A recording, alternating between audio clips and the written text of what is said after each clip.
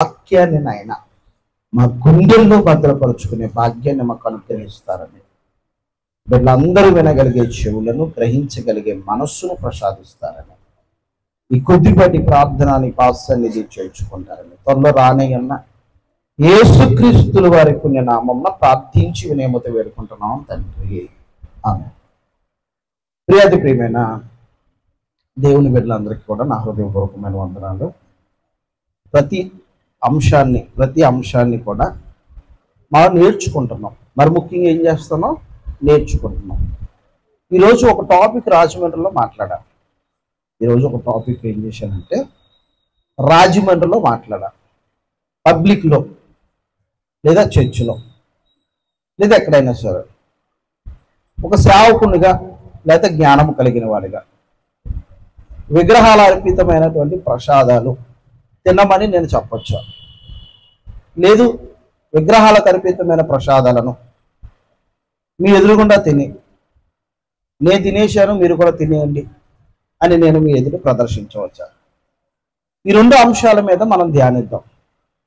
First part రాజమండ్రిలో మాట్లాడిన మీకు అనుకూలమైతే ఐ ఫర్ జీసస్ మినిస్ట్రీ అనే నా యూట్యూబ్ ఛానల్లో ఫస్ట్ పార్ట్ మీకు చక్కగా వివరణాత్మకంగా మరి తెలియపరచడం జరిగింది. మరి రెండో టాపిక్ కూడా మాట్లాడుతున్నాను. రాజమండ్రిలో ఎక్కడ ఆగినో మళ్ళా ఇక్కడ స్టార్ట్ చేస్తున్నాను. రైట్, ఓకేనా? కాబట్టి అవగాహన చేసుకోవడానికి ప్రయత్నాలు చేయండి.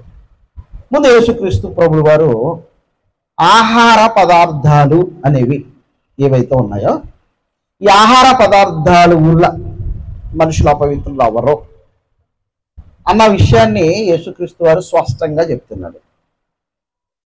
ఒక టాపిక్ అయినా ఖచ్చితంగా, ఎందుకంటే కన్క్లూజింగ్ అయ్యేంత వరకు మీరు ఒక డిసైడ్మెంట్ రాకూడదు. విన్నారా? కన్క్లూజింగ్ అవ్వాలి. కన్క్లూజింగ్ ఇచ్చిన తర్వాతే ఇదన్నమాట అన్న ఒక ఆలోచన కలుగుంటారు. నేర్చుకోవాలని ఆసక్తి కలిగిన వారు ఖచ్చితంగా ఏం చేస్తారంటే నేర్చుకోవడానికి ప్రయత్నం చేస్తారు. ఏదో వచ్చాము, విన్నాము, పోయాము అనుకున్న వాళ్ళకి ఎంతకాలమైనా వింటారో పోతారు, అంతవరకే తప్ప నేర్చుకోరు వాళ్ళు. ఇప్పుడు పాప కాలేజీలో జాయిన్ అయింది, ₹1,00,000 ఫీజులు కడుతున్నారు. సీనియర్ నగర్ అమ్మాయి కాలేజీకి వెళ్ళి వచ్చేస్తే సరిపోద్దా? అందులో పాఠాలు నేర్చుకోవాలా, నేర్చుకోకూడదా? నేర్చుకోవాలి, అవునా? ఇప్పుడు పొలం తీసుకొచ్చాము, కడుపు కట్టేసుకుని ఊరంతా తిరిగామని కడుపు నిండిపోతా? నిండదు. ఏం చేయాలి? తినాలి, అంతేనా? అలాగే వాక్యాన్ని ఏం చేయాలి? మనం ఆరగించాలి, తినాలి. ఈ ఆత్మీయ ఆహారం ఏం చేయాలి? తినాలి. అప్పుడే మనకేమవుతుంది? ఆత్మీయంగా బలపడతాం. అర్థమవుతుందా? ఆత్మీయంగా మనం బలపడాలి అన్నా, దేవుని మీద సంపూర్ణమైన విశ్వాసం కలగాలన్నా వాక్యాన్ని మనం అవలంబించాలి మన జీవితంలో. అర్థమైందా? యేసుక్రీస్తు ప్రభువు వారు మాట్లాడుతున్న సందర్భం చూద్దాం. మార్కు సువార్త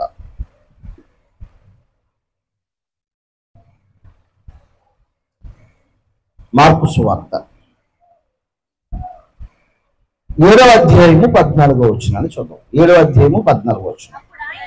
అప్పుడు ఆయన జనసమూహములను మరలా తన యొద్దకు పిలిచి, ఎందుకంటే ఆయన ఒక విషయాన్ని చెప్పాడు. ఈ ప్రజలు పెదవులతో నన్ను కనపరుచుదురు కానీ వారి హృదయం అంతా దూరంగా ఉంది. హృదయం ఎక్కడుందంట? పాటలకు వెళ్ళకండి. హృదయం ఎక్కడున్నదని పాటలకు వెళ్ళకండి. పాపం ఆవిడకే తెలియదండి ఎక్కడుందో. పాపం అతనికే తెలియదంట. ఒక అబ్బాయి హృదయం అంతా అమ్మాయి చుట్టూ తిరుగుతున్నట్లుగా, ఒక అమ్మాయి హృదయం అంతా అబ్బాయి చుట్టూ తిరుగుతున్నట్లుగా మన హృదయం అంతా ఎక్కడ ఉండాలి? దేవుని వైపు ఉండాలి కదా. కనుక వాళ్ళకి అర్థం కాలేదన్న విషయం వేసుకు అర్థమైపోయింది. మళ్ళీ పిలిచాడు. మళ్ళీ పిలిచి కన్క్లూజింగ్ ఇస్తున్నాడు. చూడండి అక్కడ ఏమని అంటున్నాడు? అప్పుడు ఆయన జనసమూహం మళ్ళా తన యొద్దకు పిలిచి, మీరందరూ నా మాట విని గ్రహించుడి. ఏమన్నాడమ్మా? నా మాట విని గ్రహించుడి, గ్రహించుడి, గ్రహించుడి. మీటో మట్టుకు విందురు కానీ గ్రహింపరు. అర్థమైందా? వినుట మట్టుకు విందురే కానీ గ్రహింపరట. యవనస్తుడిగా ఉన్నప్పుడు ఎవరిని జీవించినా అందగానే కనబడతారు. ఆ టైంలో ఎంత చెప్పు, ఎంత బోధించు, తల్లిదండ్రులు ఎంత తలదృష్టిగా ఎంత బాధపడినా సరే వాళ్ళకి అర్థం కాదు. ఆ తర్వాత అనుభవాల్లోకి వచ్చిన తర్వాత ఆ రోజు మా అమ్మ చెప్పిన మాట అంటే ఎంత బాగున్నాం, ఆ రోజు మా నాన్న చెప్పిన మాట అంటే ఎంత బాగున్నాం అని ఎప్పటికి అర్థమైంది? ఆ చేతును అనుభవించిన తర్వాత, జీవితంలో బాధను అనుభవించిన తర్వాత అప్పటికి అర్థమైంది అన్నమాట. యేసుప్రభు వారి మాటలు కూడా గ్రహించరు. ఎందుకు చెప్తున్నాడో గ్రహించాలి. అది వాళ్ళకి అర్థం కాలేదని యేసు గ్రహించండి బాబు అన్నాడు. ఏమని? మీరందరూ నా మాటలను గ్రహించుడి, వెలుపల నుండి లోపలికి పోయి మనుషుణ్ణి అపవిత్రునిగా చెయ్యగలుగునది ఏది లేదు. కన్క్లూజింగ్ ఇచ్చేసాడు ఆయన.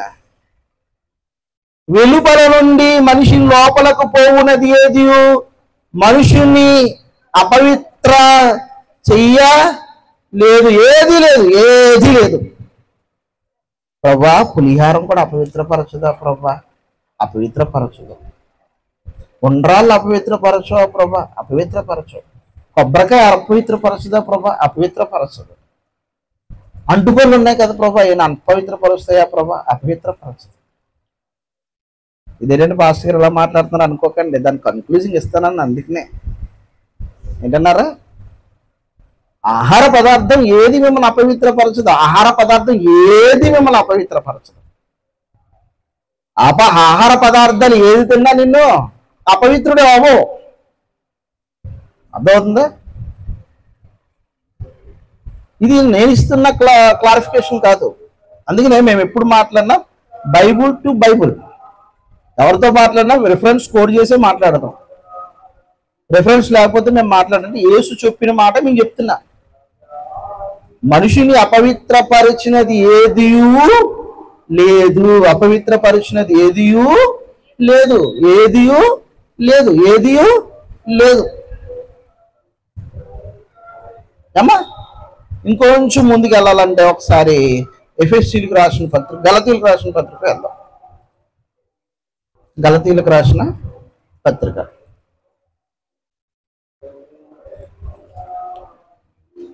రాసిన పత్రిక తీశారా?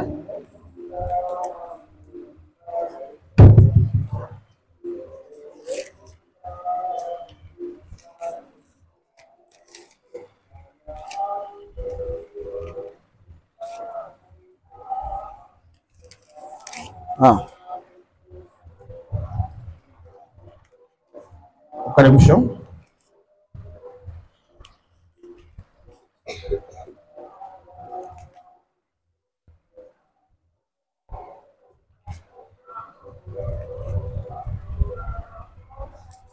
అక్కడ యేసుప్రభు వారు చెప్పిన దగ్గర పాయింట్ పెట్టుకోండి. అక్కడ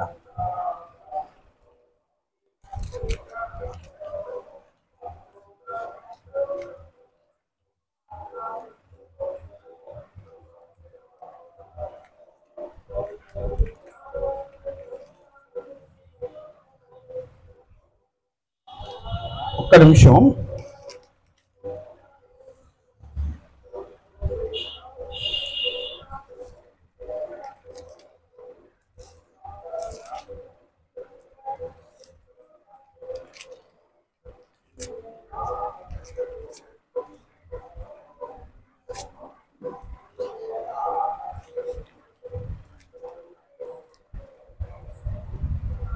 దానిలోకి వెళ్ళే ముందు వెనక్కి వెళ్దాం. మళ్ళీ ఒకసారి వెనక్కి వెళ్దాం. మార్కు సువార్త 7వ అధ్యాయము చూసారా? ఇందా చదివింది చదువమ్మ ఒకసారి.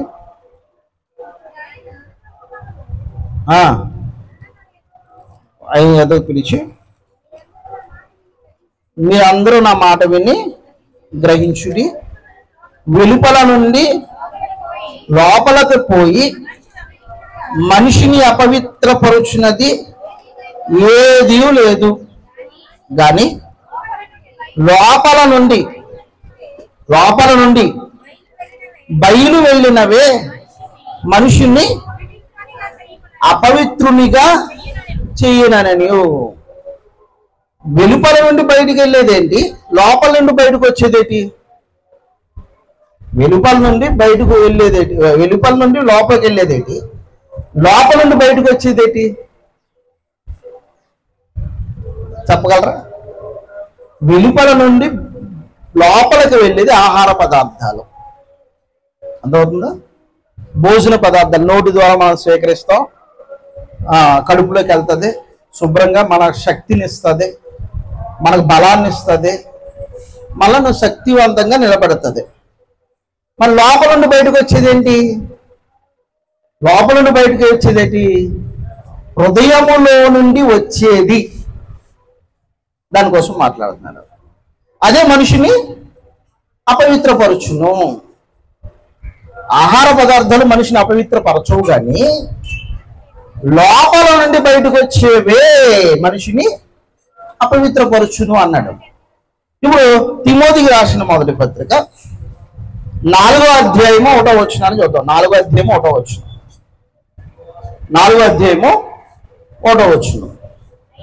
అయితే కడవరి దినములలో కొందరు అబద్ధికుల వేషధారణ వలన మోసపురుచు ఆత్మల యందును దెయ్యముల బోధ యందును లక్ష్యముంచి. కడవరి దినములలో కొందరు అబద్ధికులు వేషధారణ వలనను మోసపరుచు ఆత్మల యందును దెయ్యముల యందు లక్ష్యముంచి విశ్వాస భ్రష్టులు ఎదుగురని ఆత్మ తేటగా చెప్పుచున్నాడు. అబద్ధికులు వాత వేయబడిన మనస్సాక్షి కలిగిన వారై వివాహమును నిషేధించుచు సత్య విషయమై అనుభవ జ్ఞానము గల విశ్వాసులు కృతజ్ఞతాస్తుతులు చెల్లించి పుచ్చుకొను నిమిత్తము దేవుడు సృజించిన ఆహార వస్తువులను కొన్నిటిని తినటం మానవన్నని చెప్పుచుందరు. దేవుడు సృజించిన ప్రతి వస్తువును మంచిది. ఏమనుందమ్మా? దేవుడు సృజించిన ప్రతి వస్తువును మంచిది. దేవుడు మంచిదన్నాడా చెడ్డదన్నాడా? దేవుడు మంచిదన్నాడా చెడ్డదన్నాడా? మంచిదే అన్నాడు. మంచిదే అన్నాడు. సృష్టి అంతా చేసి ఏమన్నాడు? మంచిది అన్నాడు. అవునా? దేవుడు సృజించిన ప్రతి వస్తువును మంచిది. కొబ్బరికాయ ఎవరు సృజించారు? సర్వ సృష్టిని ఎవరు సృజించారు? ఆహార పదార్థాలు ఎవరు సృజించారు? దేవుడే సృజించాడు. అదంతా దేవుడు మంచిదంటే నువ్వు చెడ్డది ఎలాగంటావు? ఏమా? అదంతా దేవుడు మంచిది అంటున్నాడు. మంచిది అన్నావు, నువ్వు చెడ్డది ఎలాగంటున్నావు? నువ్వు వేసిన బొమ్మ ముక్కు వంకర ఉంటుంది, నోరు వంకర ఉంటుంది. అది వేసినోడు కనపడదు, గమ్ముని పక్కనోడు చూపించారనుకోండి. సపోజ్ అబ్బాయి బాగాలేదు, ముక్కు వంకర ఉంది అన్నాడు అనుకో, నేను వేసింది, నేను కష్టపడింది, నువ్వు వంకర అంటావా? అంత కోపం వచ్చేస్తుంది. అలాంటిది దేవుడు సృజించిన వస్తువు చెడ్డది అంటే ఆయనకి అంత కోపం వస్తుంది. నేను చాలా క్లారిఫికేషన్ చాలా గట్టిగా ఇస్తాను నేను. దేవుడు సృజించిన ఆహార వస్తువు చెడ్డదే అని అనే హక్కు నీకు లేదు. ఎందుకంటే దాన్ని నువ్వు సృజించలేవు, దాన్ని నువ్వు నిర్మించలేవు, దాన్ని నువ్వు తయారు చేయలేవు. ఒక అంటుకోడు తయారు చేయాలంటే నీ వల్ల అవుతుందా? ఒక కొబ్బరికాయ తయారు చేయాలంటే నీ వల్ల అవుద్దా? ఒక వేడి చెనక్కాయ ఏమన్నా తెలుసా? చూసారా వేడి చెనక్కాయ? చూసారా? ఏమండి వీర్రాజు గారు? వేడి చెనక్కాయ 2 గింజలు ఎడతాడు, 2 గింజలు ఒక పెట్టిలో పెట్టిస్తాడు. 2 గింజలు ఏం చేస్తాడమ్మా? ఒక పెట్టిలో పెట్టిస్తాడు. ఏనా పెట్టి ఎవరన్నా ఏం చేస్తారా? మీ ఊర్లో ఎవరన్నా కార్పెంటర్స్ ఉన్నారు కదా, లేకపోతే వడ్రంగి పని చేస్తారు కదా, వాళ్ళు ఎవరినైనా కేకేసి, బాబు నీకు ఎన్ని చక్కెర కావాలని చెక్కలు ఎత్తాను, ఎన్ని చక్కెర కావాలంటే అన్ని చెక్కలు ఎత్తాను. ఇంకో మా దగ్గర 2 గింజలు ఉన్నాయి, అవి పప్పు ఉంది, ఆ పప్పు 2 గింజలనే ఒక పెట్టి తయారు చేసి చూపించు. మనం ఒక పెట్టి తయారు చేయగలరా? అది ఎవరు సృష్టించారు? ఎవరు సృష్టి? అది ఎవరు సృష్టి అమ్మా? అది దేవుడు సృష్టి అద్భుతం, ఆశ్చర్యపోవాలి నిజంగా ఏ జనకలు చూస్తే. నేను అది చూశాను అనుకో, ఎమ్మటనే ఇలా ఇలా పగలగొట్టిన తర్వాత నాకు గొడవ గుర్తొస్తుంది. ప్రభువా, అమ్మ మూత పెట్టడం తెలుసు కానీ నువ్వు ఇదిగో పెట్టిలో పెట్టిస్తున్నావు ప్రభు అని ఆశ్చర్యపోతాను నేను అది చూస్తే. తెలుసా, ప్రతి దాని మీద తొక్క ఉంటుంది. ఉండదా? తొక్క ఉంటుంది. అంటే లోపల ఉన్నటువంటి ఆ మాధుర్యం చెడిపోకుండా ఉండడానికి తొక్క పెట్టి పంపిస్తున్నాడు దేవుడు. అది నువ్వు చెడ్డదంటవేటి? అంటుబండి ఉంది ఉదాహరణకి, అంటుబండి తొక్కెట్టింది ఎవరో? దేవుడే కదా. అది చెడ్డదంటున్నావేటి? నువ్వు చెడ్డదంటున్నావేటి? దాన్ని యూజ్ చేసుకోవడానికి చేతకాక, దాన్ని యూజ్ చేసుకున్న దాంట్లో ఉన్న ప్రోటీన్స్ అన్ని కూడా స్వీకరించడం నీకు చేతకాక, అట్టికాయ ఇచ్చారనుకో, అట్టికాయని చక్కగా వండుకుని దాంట్లో ఉన్న ప్రోటీన్స్ అన్ని కూడా స్వీకరించడం మానేసి అట్టికాయ బజ్జీలు, మిరపకాయ బజ్జీలు, మామిడికాయ బజ్జీలు, బంగాళదుంప బజ్జీలు, దాన్ని పాడు చేసుకుంది ఎవరమ్మా? నువ్వు. ఓ మిరపకాయ బజ్జీ తిన్నాను కడుపంతా ఉప్పిపోద్ది, దానికి కారణం ఎవరో? నువ్వు. అర్థమైందా? దేవుడు అన్ని మంచి పదార్థాలే ఇచ్చాడు, ఏది చెడ్డదేవలే. మనం దాన్ని పాడు చేసుకున్నాం, మనం దాన్ని నాశనం చేసుకున్నాం. రైట్. ఎనీహో, దేవుడు చేసిన ప్రతి వస్తువు మంచిది, మంచిది. రైట్. అయితే ఏం చేయమన్నాడు? మంచిది. కృతజ్ఞతాస్తుతులు చెల్లించి పుచ్చుకుని ఎడలా ఏది నిషేధింపదగినది కాదు. ఏమన్నాడు? కృతజ్ఞత చెప్పు, కృతజ్ఞత చెప్పు, కృతజ్ఞత చెప్పు. ప్రభువా, 2 ఏడి శనక్కాయ గింజలను ఒక పెట్టిలో పెట్టించావా నాన్న, నువ్వు ఎంత గొప్పవాడవు తండ్రి, ఎంత ఔదార్యం కలిగిన వాడు తండ్రి. దాంట్లో నీ ఆరోగ్యం పాడవకుండా, నీ ఆరోగ్యం నాశనం అవ్వకుండా, నీ ఆరోగ్యం కృషించిపోకుండా దాంట్లో పీచు పదార్థం ఉంటది, దాంట్లో పప్పు పదార్థం ఉంటది, దాంట్లో పిండి పదార్థం ఉంటది, దాంట్లో ఆయిల్ కూడా ఉంటది. ఆయిల్ కూడా ఉంటది. వేడి చెనక్కాయ నూనె అంటారు మీరు. అందులో ఏముంది? ఆయిల్ కూడా ఉంది. పిప్పును పడేస్తావు, పిండిని పడేస్తావు, అన్ని పడేస్తావు, వేడి చెనక్కాయ నూనె తెచ్చుకుంటావు, దాంట్లో బజ్జీలు వేపుకుంటాం. పొద్దున్నే లేచినట్టే ఆ ఇడ్లీ ఏదో తిని సావు, పూరి అంటావు, ఎంత ఆయిల్తో ఉంటది, అది నోట్లో వేసేస్తావు. ఆయన ఇచ్చిన పదార్థాలు ఆయన చెప్పిన రీతిలో నువ్వు స్వీకరిస్తే అది ఏది కూడా నేను హాని చేయదే, నీ ఆరోగ్యాన్ని పాడు చేయదే. అప్పుడు ఏమన్నాడు? కృతజ్ఞత చెప్పు, కృతజ్ఞత. పక్కింటి పాచిపోయిన పప్పు ఎత్తేనే థ్యాంక్స్ అంటావు, థ్యాంక్ యూ అంటావు. ఏది ఇంగ్లీష్లో పుట్టినట్టు. మరి దేవుడు ఎంత చక్కనటువంటి పదార్థం వేస్తే ఆయనకి ఎప్పుడైనా థ్యాంక్స్ చెప్పావా? ఎప్పుడైనా థ్యాంక్స్ చెప్పావా? ఇక్కడ విషయం ఏంటంటే కృతజ్ఞతలు చెప్పు. ఎందుకంటే అది నీ దేవుడు సృజించింది, అది నీ దేవుడు నిర్మించింది, అది నీ దేవుడు నీ కోసం ఇచ్చింది కనుక అది కృతజ్ఞత చెప్పు. ఆహారం భోజనం చేస్తున్నప్పుడు కూడా ప్రభా ఈరోజు 5 ఏళ్ళు నోట్లోకి వెళ్తున్నా అంటే నీ దయ కదా నాన్న, నీ దయ కదా. బీపీ ఉన్నవాడు ఉప్పు తినకూడదు, షుగర్ ఉన్నవాడు తీపి తినకూడదు, ఏది మనకు ఇబ్బందిగా ఉందో దాని మీదకి వెళ్తుంది మన మనసు. ఆ బీపీ ఎక్కువ ఉంది కదా, ఆవుగా పచ్చి తినాలనిపిస్తుంది, అదొక మమకారం. చూసారా? యాక్చువల్లీ ఆహార పదార్థాలు చెడ్డవి అని మాత్రం మీరు అనకండి. అది ఎక్కడ పెట్టినా సరే, అది ఏ ప్రాంతంలో పెట్టినా సరే, అది ఎక్కడ అర్పితాలో పెట్టినా సరే ఆహార పదార్థాలు మంచివే తప్ప చెడ్డవి కాదు. ఏంటన్నారా? అయితే నీ దేవుని పేరిట నువ్వు కృతజ్ఞత చెప్పు.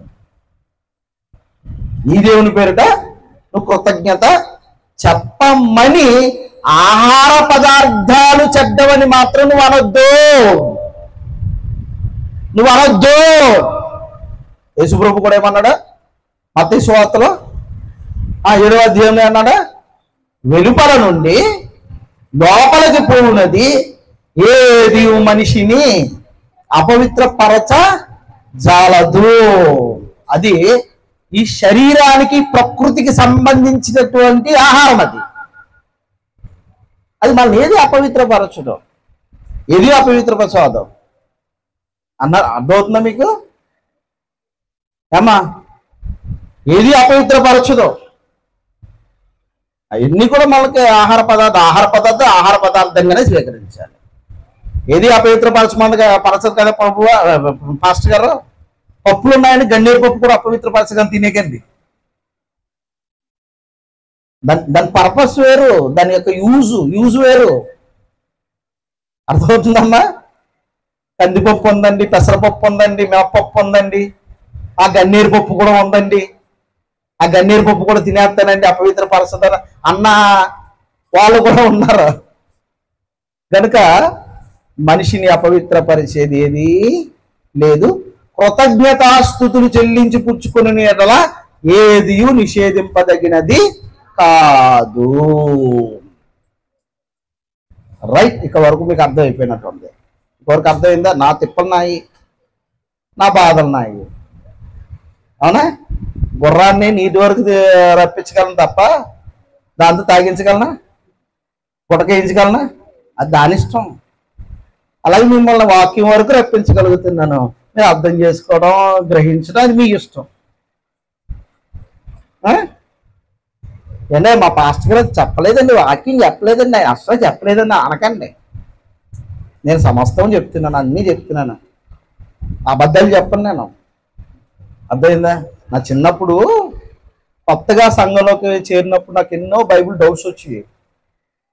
బైబిల్లో కొన్ని అర్థం కాక నేను అవగాహన చేసుకోలేక నాకు అప్పుడు శక్తి సరిపోక డౌట్స్ వస్తే పాస్టర్ దగ్గరికి వెళ్ళి నాకు ఇది డౌట్ వచ్చిందండి, క్లారిఫికేషన్ చేయండి అంటే మోకాళ్ళు వేసి ప్రార్థన చేసుకోండి ఆయన దేవుడు చెప్తాడు అనేవాడు. ఎస్, మోకాళ్ళు వేసి ప్రార్థన చేసుకుని తప్పు ఏమి కాదు. కానీ మరి నువ్వెందుకున్నావు? నేను అందుకు అంటున్నాను, మీకేమైనా బైబిల్లో డౌట్ వచ్చిందా, సమాజంలో డౌట్ వచ్చిందా, ఆధ్యాత్మికలో డౌట్ వచ్చిందా, నేను క్లారిఫికేషన్ చేస్తా. నేను ఎంచుకున్న సబ్జెక్టులన్నీ కాంట్రవర్షియల్ సబ్జెక్టులు ఎన్నుకుంటాను తెలుసా మీకు? నేను కొంచెంసేపు తప్పర్లు కొట్టించేసి, కొంచెంసేపు డ్యాన్స్ చేయించి, ఎక్సర్సైజ్ చేయించి, నేను భక్తి భావాలతో ఇంత పాడపడని చూడండి, మధ్యలో చిన్న మాటలు చెప్తూ మిమ్మల్ని ఒక ఊపేసి వెళ్ళిపోయేవాడిని కాదు. మీకు అర్థం కావాలి సందర్భం. మాట్లాడేది 2 మాటలైనా అర్థం చేసుకునేటట్లు ఉండాలి. అంతేనమ్మా? తిన్నాయి 2 మెతుకులైనా మనస్ఫూర్తిగా తినాలి కదా. అలాగే అర్థం చేసుకునే స్వభావానికి వచ్చేయాలి. ఇప్పుడు క్లారిఫికేషన్ అయింది, ఆహార పదార్థాలు చెడ్డవి కాదు. అర్థమైందా? కొబ్బరికాయ చూశారు కదా, పైన టెంక, కార్పెంటర్ని కాకేసి తయారు చేయించండి. అది తయారు చేయించండి అమ్మ. ఒకసారి కార్పెంటర్ని ఏమన్నా క్యాకేసి తయారు చేయించండి. ఒకసారి తయారు చేస్తారా టెంక లోపల గుంజు? నేను అప్పుడప్పుడు ఆశ్చర్యపోతూ ఉంటానండి. నేను కొబ్బరి చెట్టు దగ్గరికి వెళ్ళిన తర్వాత కొబ్బరి నీళ్ళు ఎలా ఉంటాయండి? ఎలా ఉంటాయి? కొబ్బరి నీళ్ళు తాగారు కదా, తీయగా ఉంటాయి, మధురంగా ఉంటాయి, ఇంకా బాగుంటాయి. కొన్ని కొబ్బరి నీళ్ళు ఎంత బాగుంటాయి అంటే నిజంగానే ఇంకో 2 బొండాలు తగలని పెడుతుంటది. అవునా? మీకు రహస్యం చెప్పనా? కొబ్బరి బొండల్లో నీళ్ళు ఎంతకాలం ఉన్నా ఫ్రెష్గానే ఉంటది. అదే గ్లాసులోకి వచ్చి 4 రోజులు వచ్చండి పాడైపోతాయి. ఏంటండి ఆ సృష్టి? ఏంటి అద్భుతం? ఏంటి ఆ టంకి తీసుకెళ్ళి దేవుడి ముందు కొట్టారు. అలా కొట్టినంత మాత్రాన్ని అది అపవిత్రం అయిపోయిందా? ఆ వస్తువు అపవిత్రం అయిపోయిందా? మీకు అందుకే క్లారిఫికేషన్ ఇస్తాను నేను అంతా కూడా. ఏమా ఇక్కడ విషయంలోకి వెళ్ళిపోతాం, మంచి విషయంలోకి వెళ్ళిపోతాం. కొరింథీయులకు రాసిన మొదటి పత్రిక, కొరింథీయులకు రాసిన మొదటి పత్రిక 8వ అధ్యాయం చూడండి ఒకసారి. 8వ అధ్యాయము, కొరింథీయులకు రాసిన మొదటి పత్రిక 8వ అధ్యాయము తీశారా తీశారా? మీకు కొంచెం క్లారిఫికేషన్ ఇస్తా. విగ్రహములకు బలిగా అర్పించిన వాటి విషయం. ఏ విషయం? విగ్రహములకు బలిగా అర్పించు వాటి విషయం. అదే సైడ్ హెడ్డింగ్. మనం కూడా చిన్నప్పుడు పుస్తకాలు రాస్తున్నప్పుడు సైడ్ హెడ్డింగ్ వేసుకున్నారు. 2 చుక్కలు పెట్టి మధ్యలో గీత పెట్టి సైడ్ హెడ్డింగ్. అలాగే ఇప్పుడు సైడ్ హెడ్డింగ్ ఉంది. అక్కడ ఉందా? 2 చుక్కలు ఉన్నాయా? గీత ఉందా? అందులో నుంచి వచ్చింది ఇప్పుడు మనకు ఆ సైడ్ హెడ్డింగ్లన్నీ కూడా. విగ్రహములకు బలిగా అర్పించిన వాటి విషయము. 4వ వచనం అమ్మ. కాబట్టి విగ్రహములకు బలిగా అర్పించిన వాటిని తినుట విషయం. బలిగా అర్పించిన వాటి విషయం, ఇక తినుట విషయం. బలిగా అర్పించిన విషయం, తినుట విషయం. చూసారా? రెండు కూడా. ముందు విగ్రహములకు బలిగా అర్పించిన వాటిని చూద్దాం, తర్వాత విగ్రహములకు బలిగా అర్పించిన వాటిని తినుట విషయం చూద్దాం. చూసారా ఎంత బాగుందో సబ్జెక్ట్? ఇలా విడగొట్టాలి వాక్యం. అదే నాకు ఇచ్చిన దేవుడు ఇచ్చిన గొప్ప వరం. అదో చిన్నప్పుడండి వీధిలో కూరలు వండుకునేవారు. వారానికి ఒక్కసారి మాత్రమే, నా చిన్న వయసులో వారానికి ఒక్కసారి మాత్రమే కోడి మాంసం వండుకున్నాం. ఈరోజు ప్రతిరోజు వండేసుకుంటున్నారు. అప్పుడండి ఏం చేసేవారో తెలుసా? కోడిని తెచ్చేవారండి, ఇంటికి తీసుకొచ్చి తాటకి కొంటే దాన్ని మంటెట్టేవారు. మంటెట్టి ఏకల పేకర అనేవారు. కొంతమంది చేపలు వండుకునేవారండి. చేపల్లోని చేదుకట్టు ఉంటుంది తెలుసా? చేదుకట్టు ఉంటుంది కదమ్మా, బుడగలాగా ఉంటుంది. అది మాకు చిన్నప్పుడు ఏంటో తెలియక ఏం చేసేవారంటే దాని మీదకి ఇలాగని వాళ్ళం తక్కువ పెళ్ళిది. ఒక చేదుకట్టును సరిగా విభజించకపోతే చేదైపోతుంది. చూసారా? అలాగే వాక్యాన్ని కూడా సరిగా విభజించకపోతే మీకు అర్థం కాదు, మీరు అవగాహన చేసుకోలేరు. చేదుకట్టుతో పాటు కూర వేసింది అనుకోండి, పేగులతో పాటు కూర వేసుకున్నాం అనుకోండి, ఒకరి కారం పెట్టుకుంటారు అలాగా. అందుకే ఏం చేయాలి? ఏట్లకి అట్లని సపరేట్ చేయాలి, విభజించాలి. అట్ ద సేమ్ టైం వాక్యాన్ని కూడా ఆహారము కనుక ఏం చేయాలి? నేను విభజించాలి. అందుకనే చూసారు పౌలు గారు ఎంత చక్కగా విభజిస్తారు. విగ్రహములకు బలిగా అర్పించిన వాటి విషయము, విగ్రహములు బలిగా అర్పించిన వాటిని తినుట విషయము. ఎంత క్లారిఫికేషన్ ఇచ్చాడండి! నిజంగానే అద్భుతం కదండి. ఇది అర్థం కావట్లేదండి. నిజంగా బైబుల్ అంతా వివరించాలంటే నా లైఫ్ సరిపోతుంది. నా లైఫే కాదండి, ప్రపంచంలో ఎంతమందికి లైఫ్ సరిపోతుంది. 1000 సంవత్సరాల ఆయుష్కాలం ఇచ్చిన దీన్ని అంతా వివరించలేము. దీని అంతా వివరించలేము. 1000 సంవత్సరాల ఆయుష్కాలం ఇచ్చినా మేము దీని అంతటినీ వివరించలేము. మాకు తెలిసిందల్లా ఎంతంటే సముద్రంలో ఒక బకెట్ నీళ్ళు తీస్తాం చూడండి, అంతే తెలుసు. మరి సముద్రం ఎంత ఉంది? బకెట్ నీళ్ళు తీసేసి అబ్బా నేనే జ్ఞానం అన్నాడు అనుకోండి ఉదాహరణకి.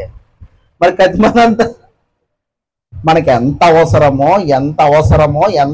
అంతే ఆహారం పెట్టాడు దేవుడు. అదవుతుందమ్మా? ఎంత మనకి ఎలా ఉంటుంది తెలుసా? కళ్ళు పెద్దయి, కడుపు చిన్నదే. పెట్టే అన్నాడు అంతే.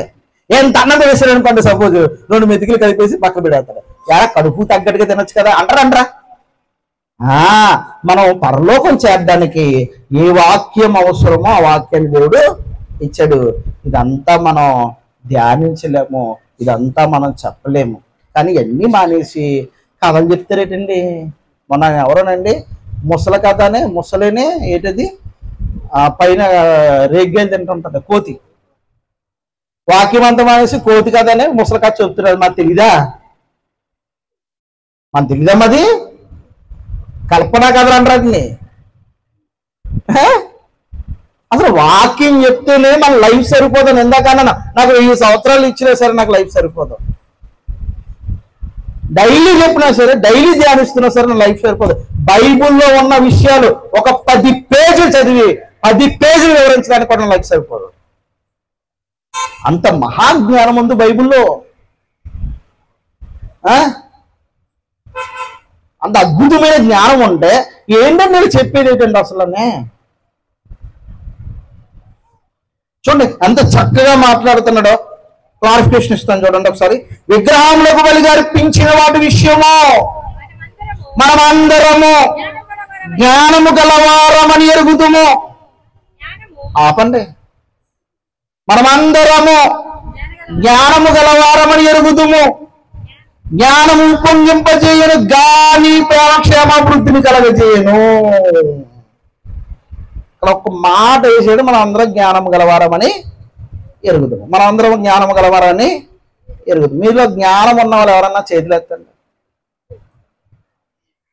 లేదా జ్ఞానం లేదా, వాక్యం లేదా మీ దగ్గర? ఉందా? ఉందా? నాకు డౌటే. బైబిల్ మీ చేతిలో ఉందమ్మా. బైబిల్లో ఉన్న వాక్యం మీ హృదయంలో ఉందా? ఉందా లేదా? బైబిల్లో ఉన్న వాక్యం మీ హృదయంలో ఉందా? నేను ప్రేమించిన నా బిడ్డలు కనుక, నా సంఘము కనుక, వీళ్ళందరూ నా బిడ్డలు కనుక, ఆడపిల్లలు కావచ్చు, మగపిల్లలు కావచ్చు, ఆఖరి వెంకటేశ్వర గారు కావచ్చు, అలాగే వీర్రాజు గారు కావచ్చు, వాక్యం దగ్గర వాళ్ళు కూర్చున్నారంటే వాళ్ళ పెద్దవాళ్ళు అయినా సరే వాక్యం ముందు వాళ్ళు చిన్నవాళ్ళే. అర్థమవుతుందా? నాకన్నా చిన్నవారైనా సరే వాక్యం ముందు నుంచున్నారు. మీరు మీ గొప్పతనానికి అదే ఆ వయసు ఏంట్రా, అతను ఏంట్రా, మహా 30-40 సంవత్సరాలు ఉంటాయి, నా వయసు ఎంతరా అన్నారు. భావజాలం వాళ్ళకి లేదైనా ఎవరు మై కిడ్స్ అన్నాను అంతే. మీరు అందరూ జ్ఞానము గలవారమని ఎరుగుదుము. నిజంగా జ్ఞానం గలవారా? చెప్పండి. మీరు జ్ఞానం గలవారా? జ్ఞానం గలవారా? సంపూర్ణంగా క్రీస్తు యందు నమ్మిక ఉంచిన వారా? సంపూర్ణంగా. ఇది వరకు మీ బ్యాక్గ్రౌండ్ ఏంటి చెప్పండి. క్రైస్తవ్యంలోకి రాకముందు మీ బ్యాక్గ్రౌండ్ ఏంటి? క్రైస్తవ్యంలో రాకముందు మీ బ్యాక్గ్రౌండ్ ఏంటి?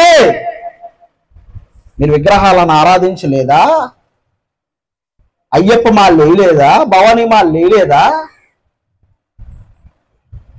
విగ్రహాలు పూజించలేదా? డైరెక్ట్గా క్రైస్తవులోకి వచ్చేసారా?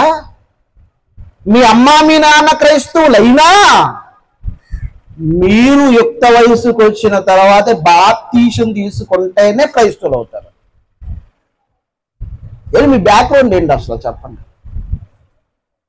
దేవీ దేవతలను ఆరాధించలేదా మీరు? మీకోసం ఎందుకులే, నా కోసం చెప్తానండి. 2 సార్లు వేసానండి స్వామిమాల. నేను 2 times 2 సార్లు వేసాను. 3వసారికి వచ్చేసరికి ఇంద్ర పరిచయం అయింది. ఎప్పుడైతే పరిచయం అయిందో కొన్ని మాటలు చెప్పేసరికి ఆమె వివాహం చేసుకోవాలంటే ఆమెకు ఒక మాట ఇచ్చింది. ఏంటంటే బాప్తీసం తీసుకుంటాను, నేను దేవుని కోసం తెలుసుకుంటున్నానని. ఆ వాక్యాలు విన్నాను. వాక్యాలు విన్న తర్వాత నాకు సత్యం కనిపించింది. సత్యం కనిపించిన తర్వాత బాప్తీసం తీసుకునే ముందు నాకు ఒక పెద్ద అగ్ని పరీక్ష. మా నాన్నగారు 9 సార్లు మాలేశాడు. పంబా దగ్గరికి వెళ్ళి అక్కడ మొక్కలు పాత వచ్చిన వాడు ఆయన. వింటున్నారా? వాళ్ళ పెద్ద కుమారుడు నేను. పూజ చేయాలంటే నేనే చేయాలి, మంత్రాలు చదవాలంటే నేనే చదవాలి. ఇవన్నీ నేను చేస్తున్న సమయంలో 2వసారి మాలేసుకున్న తర్వాత 3వసారి ఇవ్వకూడదని నిర్ణయం తీసుకున్నాను. కుటుంబం అంతా కూడా 3వసారి ఖచ్చితంగా ఇవ్వాలి, 3వసారి ఖచ్చితంగా లేదా అరిష్టము. నువ్వు 3వసారి మాలేసి మాల అయిపోయారంటే బాప్తీసం తీసుకోమన్నారు. No no no no no నా ప్రభువు నా హృదయాన్ని తెలిసాడు. ప్రభు నా కోసం మరణించాడన్న విషయం నాకు తెలిసింది కనుక నేను 3వసారి మాలేని ఇంకా నేను ప్రభులోకి వెళ్ళిపోతానని నేను ఇచ్చాను. నన్ను ఎంత భయపెట్టారో తెలుసా? ఎంత భయపెట్టారో తెలుసా?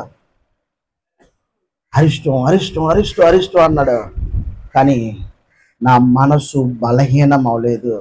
దేవుని యందు నిమగ్నం అయిపోయాను. దేవుణ్ణి సంపూర్ణంగా నమ్మను కనుక దేవుని యందు నమ్మిక ఉంచాను. నా ఇద్దరు బిడ్డలకి ఒకవేళ జ్వరం వస్తే మా అమ్మ ఎప్పుడైనా తావీది కట్టిస్తుంటే కట్టించొద్దని నిలబడిన వాడిని నేను. వింటున్నారా? ఆ జ్ఞానం నాకుంది. మీలో ఉందా? లేదు. తల్లి ఇంట్లో చనిపోయినా, తల్లి బయట చనిపోయినా, తల్లి ఇంట్లో చనిపోకూడదని బయట పాకేస్తారు. పాకేసిన తర్వాత అందులో చనిపోతే అరిష్టం ఉండదు అనుకుంటారు. కానీ ఇంట్లో చనిపోతే 7-6 నెలల్లో ఖాళీ చేసేస్తారు. అంటే మీలో ఇంకా విగ్రహ సంబంధమైన ఆ బలహీనతలు లేవా? ఉన్నాయి, ఇప్పటికీ ఉన్నాయి. రే పెద్దరా ఎదురురా, రా. ఈ బలహీనత లేదా? ఉన్నాయి, ఎన్నో ఉన్నాయి. మీకు తెలీదు, ఎన్నో ఉన్నాయి. పిల్లడు ఎడుతున్నాడు అనుకోండి, ఒక ఆవిడ ఏం చేస్తుందో తెలుసా? చీపురు తీసుకొచ్చింది, చొప్పు తీసుకొచ్చింది, బయట ఒత్తి వెలిగించిన తర్వాత ఇంకా పిల్లడు ఎడుతున్నాడంట, దెయ్యాన్ని తిరిగితే పోతుందట, అక్కడికి వచ్చి బయటకు వచ్చి తిరుగుతుంది. ఏందమ్మా ఇంకానే ఏంది?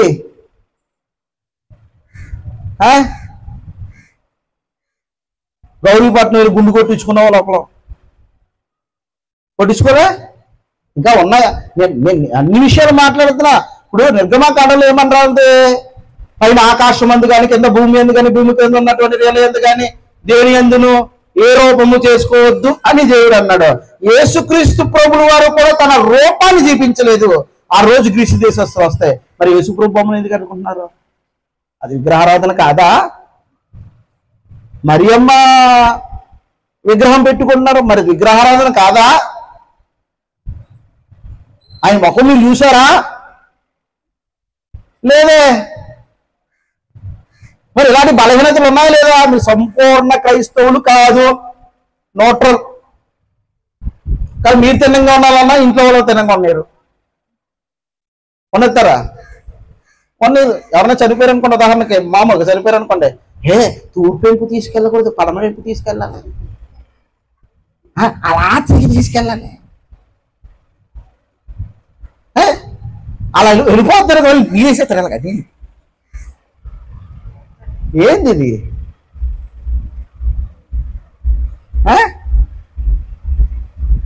ఇవన్నీ చేస్తూ, ఇవన్నీ మాట్లాడుతూ, ఇవన్నీ ప్రస్తావిస్తూ మీరు జ్ఞానము గలవారు కారు. కానీ కానీ కానీ ఇది ఎవరితో మాట్లాడుతున్నాడు? ఎవరితో మాట్లాడుతున్నాడు? జ్ఞానము గలవారితో మాట్లాడుతున్నాడు. చూడండి, మీరందరూ, మీరు 8వ అధ్యాయము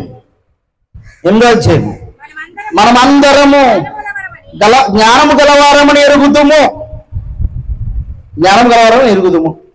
జ్ఞానం ఉప్పొంగింపజేయును గాని ప్రేమక్షేమాభివృద్ధి కలగజేయును. జ్ఞానం ఏం చేస్తుందట? ఆ జ్ఞానం 4 మొక్కలు ఎక్కువ చదువుకుందనుకో ఇంట్లోని, ఈ అమ్మ 5వ తరగతి చదివింది, ఆ అమ్మ 6వ తరగతి చదివింది, ఇంకా పట్టుకోలేమని అమ్మనే. నీకంటే ఒక క్లాస్ ఎక్కువ చదివాను, అమ్మో ఎంత చదివితే ఏముంది లాభం? ఎంత చదివితే ఏ లాభం ఉంది? పోయిన వారం చెప్పినట్టున్నాను కదా, కర్ణాటకలో జరిగింది ఏంటి? డాక్టర్స్ పశువుల కంటే హీనంగా ప్రవర్తించారు. చదివారు కానీ బుద్ధి లేదా?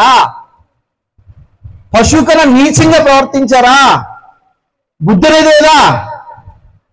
బుద్ధి జ్ఞానంలో సర్వసంపదలు ఎవరి ముందు ఉన్నాయి? దేవుని యందు ఉన్నాయి. నీ చదువు నీకు బుద్ధి నేర్పించకపోతే బైబుల్ నీకు బుద్ధి నేర్పిస్తుంది. తెలుసా? ఏం చదువుకుంటున్నారు చెప్పండి? ఏం చదువుకుంటున్నారు? అమ్మని ఎలా గౌరవించాలో తెలియదు, నాన్న ఎలా గౌరవించాలో తెలియదు, పెద్దల్ని ఎలా గౌరవించాలో తెలియదు. మొన్న వారం చెప్పినట్టున్నాను, బాగా చదువుకున్నాను, ఏంటి ప్రయోజనం? బాగా చదువుకుంటే ఏం ప్రయోజనం? ఏ వీర్రాజు గారు కనపడ్డారు, తాతయ్య గారు వందనాలండి అని చెప్తావా? పెద్దలను గౌరవించమని ఉంది కదా, ఉపాధ్యాయులను గౌరవించమని ఉంది కదా, తల్లిదండ్రులను గౌరవించమని ఉందా? ఈ రోజుల్లో ఉన్నారమ్మా అలాగా? ఇలా బుద్ధి చెప్పకూడదు. ఏమంటే కాస్త కొంచెం లోకజ్ఞానం ఎక్కువైంది అనుకో, తల బిరిసితే వచ్చేస్తుంది. నీకేం తెలుసు అంటారు అంతే.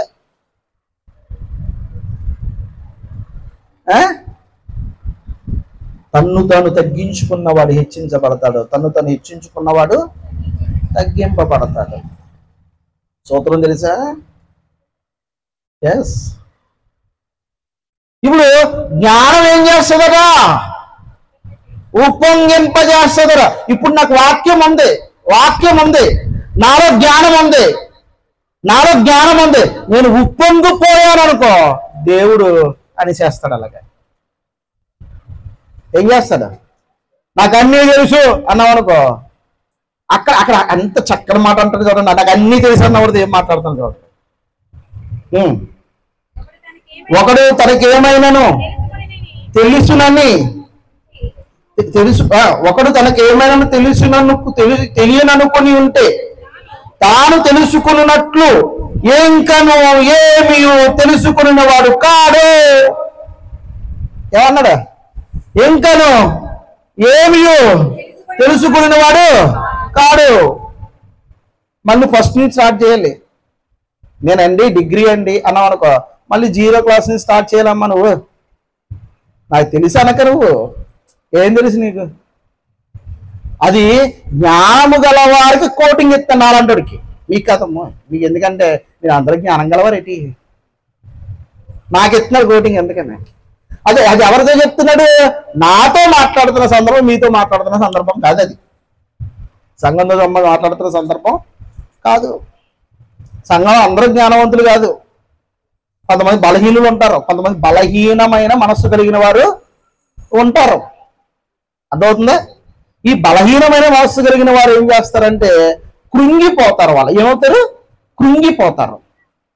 ఏంటన్నారు? అది ఎవరితో మాట్లాడుతున్నాడో? మారాటలతో మాట్లాడుతున్నాడు. మీరాటలతో ఏం మాట్లాడుతున్నాడో చూడండి. మాకే మళ్ళీ కోటింగ్ చూడండి. అక్కడ చూడండి, చదివేద్దాం. ఒకడు దేవుడు ప్రేమించింది అనలా, అతడు దేవునికి ఎరుకైన వాడే. దేవునికి ఎరుకైన వాడే. దేవుడికి ఎరుకైన వాడే. ఇప్పుడు చంద్రబాబు గారు వచ్చారు కదా, అప్పుడు వచ్చారు లేదా? నేను ప్రధానమంత్రి మీరు తెలుసా? మన ప్రధానమంత్రి పేరు చెప్పండి. చెప్పరు బాబు. నరేంద్ర మోడీ కదా, ఫస్ట్ తనకి నరేంద్ర మోడీ. అవునా? మీకు తెలుసా? ఆయన చూసారు ఎప్పుడన్నా? టీవీలో చూసారా? లైవ్లో అయితే డైరెక్ట్గా చూడలేదు కానీ టీవీలో చూసారు. అంటే మీకు ఆయన తెలుసు. మన చంద్రబాబు గారు ప్రధానమంత్రి తెలుసా అంటే మీకు తెలుసా? పోనీ అక్కడికి ఎందుకు? చంద్రబాబు గారు తెలుసా? తెలుసు. నారా చంద్రబాబు నాయుడు గారు గౌరవ ముఖ్యమంత్రి గారు తెలుసు మీకు. అవునా? పవన్ కళ్యాణ్ గారు తెలుసా? తెలుసు కదా, మీ అందరూ తెలుసు. కానీ చిన్నగారికి ప్రధానమంత్రి తెలుసు, కానీ ప్రధానమంత్రి చిన్నగారు తెలుసా? అమ్మో, చంద్రబాబు నాయుడికి మీరు అందరూ తెలుసా? చెప్పమ్మా. చిన్నగారు వెళ్ళారు అనుకో, నాయన చిన్నబాబుకు కూర్చో, ఎలా ఉన్నావు? పెద్ద బుడ్డగాళ్ళు ఎలా వెళ్ళారు? ఓకేలా బాగోదా, అంత బాగుందా అని ప్రధానమంత్రి మన చిన్నగారిని పరామర్శిస్తారా? అక్కడ విషయం ఏంటంటే చిన్నగారు ప్రధానమంత్రి తెలియడం గొప్పేం కాదు. ప్రధానమంత్రి చిన్నగారు తెలియాలి, అంతేనా? ఏమా? అలాగే దేవుడు మీకు తెలిస్తే గొప్పేం కాదు. దేవుడికి మీరెవరో తెలియాలి. అక్కడ చూడండి ఎంత చక్కగా చెప్పాడు. ఒక దేవుని ప్రేమించిన ఎలా అతను దేవునికి ఎరుకైన వాడే. అంటే దేవుడికి మీరు తెలుసు. దేవుడు మీరు తెలుసు. నాకు వాళ్ళు తెలిసి వీళ్ళు తెలిసి ఎలా తెలిసి వాళ్ళు తెలిసి అనకండి. వాళ్ళకి మీరు తెలిసే లేదు చెప్పండి. ఇంకప్పుడు చెప్తారు అన్నా, నేనన్నా కరెక్ట్గా డైరెక్ట్గా జగన్ గారి పక్కనే కూర్చుంటానన్నా. జగన్ గారి దగ్గర ఎవరా నువ్వు? ఊగారు పరుగు పొద్దలేదా? పరుగు పొద్దలేదా? మొన్నాడు ఎవరో కానీ నాకు ఎస్పీ తెలుసన్నా అన్నాడు. ఎస్పీతో వచ్చిన పని ఉందని వెళ్దాం రానంట వెనక్కి వేసేస్తున్నాడు. మరి తెలుసన్నా? ఎస్పీ నాకు తెలుసన్నా. నాకు తెలుసు తమ్ముడు, కానీ ఆయనకి నేను తెలియదు. అలా ఎందుకు కబుర్లు చెప్తున్నా? దేవుడు మీకు తెలుసు, కానీ దేవునికి మీరు తెలుసా? అది పాయింట్. అప్పుడు చెప్తున్నాడండి మహానుభావుడు, నిజంగా ఎంత చక్కగా వివరిస్తున్నాడు చూడండి, ఎంత చక్కగా వివరిస్తున్నాడు. చూడండి తర్వాత ఏమంటున్నాడు? కాబట్టి విగ్రహములకు బలి కల్పించిన వాటిని తినుట విషయము. ఎంత క్లారిఫికేషన్ ఇచ్చి అప్పుడు తినుట విషయము అని చెప్పాడు. చూసారా? తర్వాత ఇప్పుడు చెప్తున్నాడు ఎవరికి? లోకమందు విగ్రహములు పట్టువనియు ఒక్కడే దేవుడు తప్ప మా వేరొక దేవుడు లేడని వెలుగుతురు. దేవతలు అనబడిన వారును ప్రభులు అనబడిన వారును అనేకులు ఉన్నారంటే నిజంగా కన్ఫర్మ్ చేసేటండి. ఏమా బైబిల్ చాలా స్పష్టంగా ఉంటుందండి. బైబిల్ ఎలా ఉంటుంది? స్పష్టంగా ఉంటుంది. ఇప్పుడు ఈ చెల్లమ్మ మా పాస్టర్ గారు ప్రవక్త అండి అంటారండి. అంటే ఈ అమ్మ చేత నేను ఏ పెట్టి చెప్పింది, నాకు ఏమని చెప్పింది బయట? మా పాస్టర్ గారు ప్రవక్త అని ఆవిడ అంటుంది. అయితే నేను ప్రవక్తరా? మా పాస్టర్ గారు అంటే చచ్చిపోయిన వాళ్ళు కలిగితే లేట్ ఎక్కడండి అన్నది అనుకో, నిజంగా అంత స్వస్థవాళ్ళు నాకు ఉన్నాయా? ఆవిడ అంటుంది. ఆవిడ అన్నదానికి నాకు సంబంధం లేదు. వింటున్నారా? దేవతలు అనబడిన వారు వింటున్నారా? ఎవరు అంటున్నారు? టీవీ ఛానల్ వచ్చారనుకోండి, ఒక వినాయక గుడి దగ్గరికి వచ్చారనుకోండి, సపోజ్ ఉదాహరణకి భక్తులు అంటారు. ఏమంటారు? భక్తులు అంటారు. నిజంగా భక్తులేనా? వాళ్ళ చేత అనబడిన వారు దేవతలు అనబడిన వారు. దేవతలను ఎవరన్నా మనుషులు అంటున్నారు. అన్నంత మాత్రం దేవుళ్ళు అవుతారా? అన్నంత మాత్రం ప్రభువులు అవుతారా? అంటే దేవతలు అనబడిన వారు, ప్రభువులు అనబడిన వారు అనేకులు ఉన్నారు. ఆకాశమందైనను భూమి మీదనైనను దేవతలు అనబడి ఉన్నను, మనకు ఒక్కడే దేవుడు. మనకు ఒక్కడే దేవుడు. ఎక్కడ వెళ్ళండి, ఏక్ మాలిక్, ఒక్కడే దేవుడు. ఇప్పుడు ఆయనకి మనకున్న రిలేషన్ ఏంటి? ఆయనకు మనకున్న సంబంధం ఏంటి? ఆయనకి మనకున్న బాంధవ్యం ఏంటంటే ఆయన మనకు తండ్రి. మై డాడీ, మై ఫాదర్, మా నాన్నగారు. శరీరాన్ని ఇచ్చింది నా తండ్రి అయితే భూమి మీద, శరీరాన్ని ఇచ్చింది భూమి మీద నా తండ్రి అయితే, ఆత్మనిచ్చింది పరలోకమందున్న తండ్రి. శరీరాన్ని ఇచ్చింది, నవమాసాలు మోసి 9 నెలలు నన్ను గర్భాన మోసిన నా తల్లి అయితే, నా ఆత్మకు తండ్రి పరలోకమందున్న తండ్రి. మా అమ్మకు తండ్రి, మా నాన్నకి తండ్రి, మా తాతకి తండ్రి, ముత్తాతకి తండ్రి, ఆయనే తండ్రి. అది సంఘంలో ఏమంటాను నేను? సంఘంలో చిన్నబాబు వచ్చాడు అన్నయ్య అంటది, అన్నయ్య అంటాడు. చిన్నబాబు రావు వస్తుంది అన్నయ్య అంటది. ఏ విధంగా అన్నయ్య అంటాడు? ఆ రిలేషన్ ఇప్పమనుకో, శరీర సంబంధంగా ఇప్పమనుకో, వాళ్ళ ఆవిడ వచ్చి అన్నయ్య అన్నది అనుకో, ఇప్పుడు నేను అతనికి ఏమవుతున్నా? బావనో బామ్మర్తున్నా అవుతున్నా. కానీ ఇద్దరు అన్నయ్య ఎందుకు అంటున్నారు? ఆధ్యాత్మికంగా అన్నయ్య అంటారు. అర్థం ఏంటంటే నువ్వు నా తమ్ముడివే, నువ్వు నా చెల్లెలివే. ఆయన మనకెవరో తండ్రి. చూసారా ఎంత క్లారిఫికేషన్? చూసారా? సర్వ మానవాళిని భూమి మీద సృజించిన వాడు, సర్వ మానవాళికి ఆకారం ఇచ్చిన వాడు, సర్వ మానవాళి కోసం అమ్మ దాచినట్లుగా ఒక చిన్న వేరుచెనక్కాయని పిట్లో పెట్టించిన వాడు మనకు తండ్రి ఉన్నాడు. దేవుడండి ఆయన, దేవుడు. ఆయన క్లారిఫికేషన్ ఇస్తూ అయితే ఆయన మనకు తండ్రి, ఆయన నుండి సమస్తము కలిగను. అదే ఇన్ఫర్మేషన్. కొబ్బరికైనా అంటుపండిన ఏదైనా మన దేవుడు సూచించింది.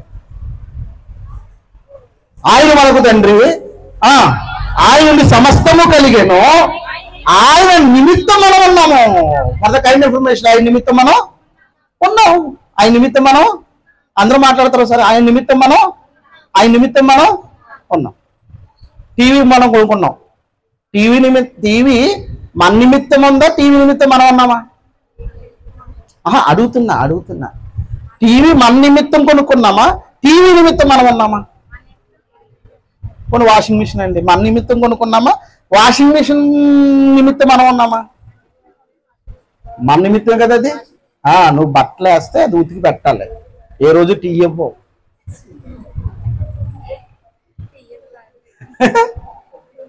ఏ రోజు పాపం అన్ని బట్టలు ఉతుకుతుంది కదా పాపం. ఏ రోజున ఇచ్చావా? కొంచెం ఎంటర్టైన్మెంట్ కదా. రైట్. టీవీ ఉంది, మనం ఏ ఛానల్ పెడితే అదే రావాలి. అది మన ఇష్ట ప్రకారంగా కొనుక్కున్నాం.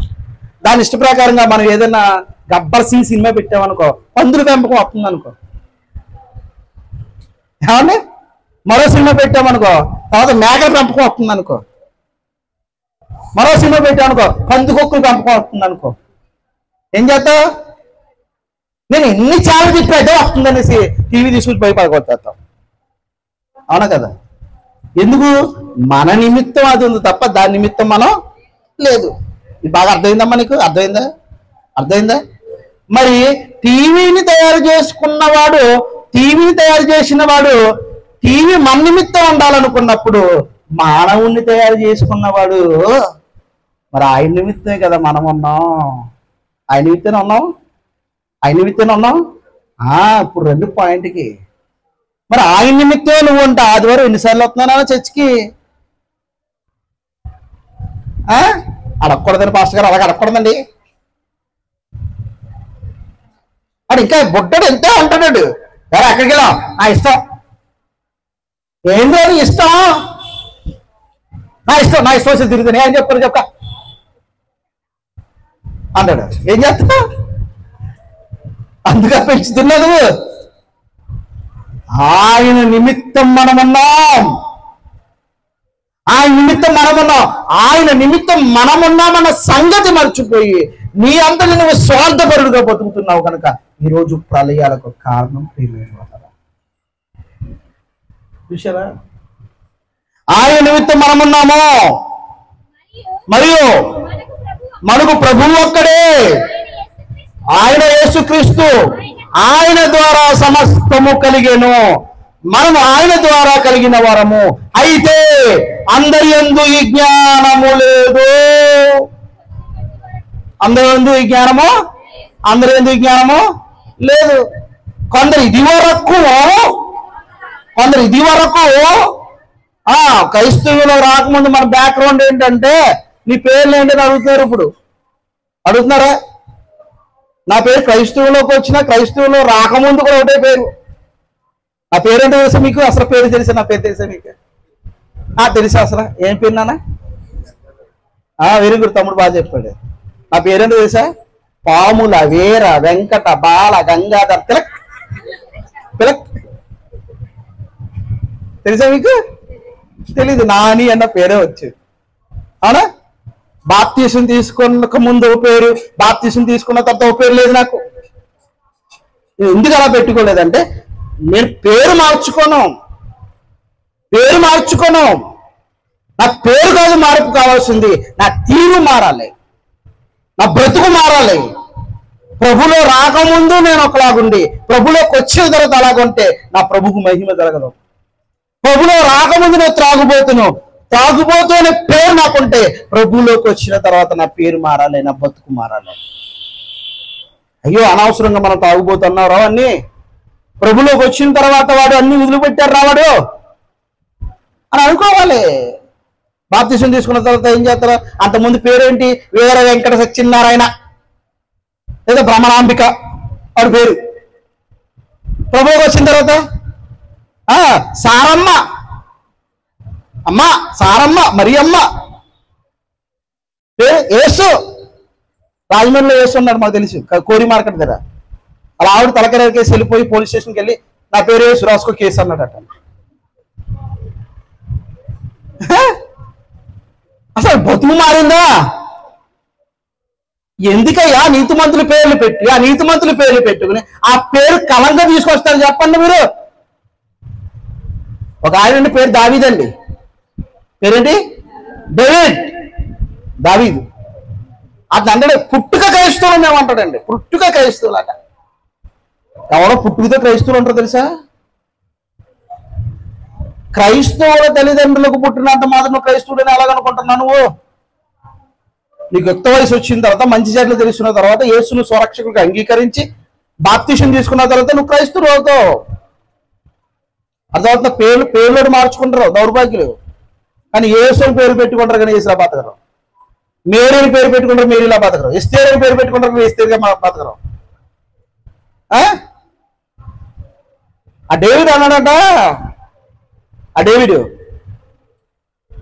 ఇలాగా వాక్యం వినేసాడు. వినేసిన తర్వాత ప్రభురాత్రి రక్తమాంసాలు ఇచ్చిన తర్వాత వెళ్ళిపోయి బ్రాంతి షాపులో ఫుల్గా తాగేసి వచ్చాడు. ఎప్పుడు వాక్యం విని ప్రభు రక్తమాంసాలు తీసుకుని వెళ్ళిపోయి బ్రాంతి షాపులోకి వెళ్ళి ఫుల్గా తాగేసి వచ్చాడు. రోజు ఒక లారీ కొన్నారంట. లారీ కింద వాళ్ళు కొబ్బరికాయ కొట్టి అంటుపండు కొబ్బరికాయ తీసుకెళ్లి ప్రసాదంగా ఇచ్చి తిన్నానంటే అబ్బాయి నేను తిన్నా, అబ్బాయి అక్షరా అన్నాడట మనోడు. చెప్తున్నా, మరి తిన్నన్నవాడు తాగేస్తావయ్యా? విగ్రహాలు కనిపించినవి మాత్రం తినం. ఉదాహరణ చెప్తున్నా, తినమని నేను అంట్లా, తినేవి మీరే నన్ను అంట్లా, అలా ప్రోత్సహిస్తలేదు నేను. కానీ తాగెత్తవా? నా చిన్నప్పటి నుంచి అలాంటి ఏం తెలియదన్నా. అవి తాగెత్తా నువ్వు? అసలు చేసిన తప్పే పెద్ద తప్పు. వాడి కంట్లో నడుస్తుంటే నీ కంట్లో ఏముంది? దూరం ఉంది. అసలు బైబుల్ ప్రకారంగా నువ్వు ప్రభురాత్రి రక్తమాంసాలు తీసుకుని అసలు అపవిత్రమైన పనులు చేయడానికి ఎలాగొచ్చింది నీకు అసలు మనసు? ఇక్కడ విషయం బాగా ఆలోచించండి. అయితే అందరూ యందు జ్ఞానం లేదు, కొందరు ఇది వరకు విగ్రహాలను ఆరాధించేవారు కనుక తాము భుజించిన పదార్థములు విగ్రహములకు బలిగా అర్పింపబడి నేను ఎంచి భుజించుదురు. ఇందువలన ఇక్కడ వస్తుంది చూడండి. ఇందువలన వారి మనస్సాక్షి బలహీనమైనదై అపవిత్రమగుచున్నది. ఏది అపవిత్రమవుతుంది? మనస్సాక్షి బలహీనమై అపవిత్రమగుచున్నది. ఇప్పుడు ఇంట్లో నీ గోళ్ళ మీద బళ్ళు ఉంటాయి, అప్పుడప్పుడు పడిపోతుంటాయి. ఏమో పడతాయి. కుడిపీసం మీద పడ్డది అనుకో, ఎవరి దగ్గరికి వెళ్ళి ఏంటి కుడిపీసం మీద పడ్డదండి, అమ్మా నీకు పెద్ద ఇష్టం అన్నారు అనుకోండి, మనసులో ముద్రపోద్ది. ఏదో జరిగిపోద్ది. అదే బలహీనమైన మనస్సు. ఏది జరగదు. అలా నాలా ముందుగా ఉన్నాడు అనుకో, సపోజ్ నాకేం జరగదు.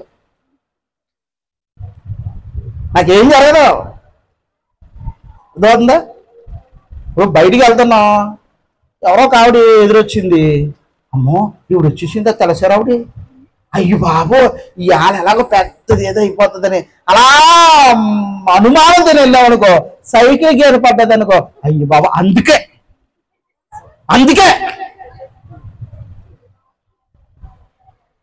అసలు ఎందుకు ఆ మనసు?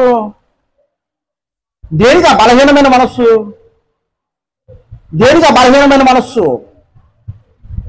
మళ్ళీ నాటుకుపోయినాయి అన్నీ కూడా, మళ్ళీ బలంగా నాటుకుపోయినాయి. నాకేదో జరిగిపోతుంది, నాకు అసలు ఏమి జరగదు అని మీ ఎదుర్కొనే నేను ఒక మాట మాట్లాడుతున్నాను.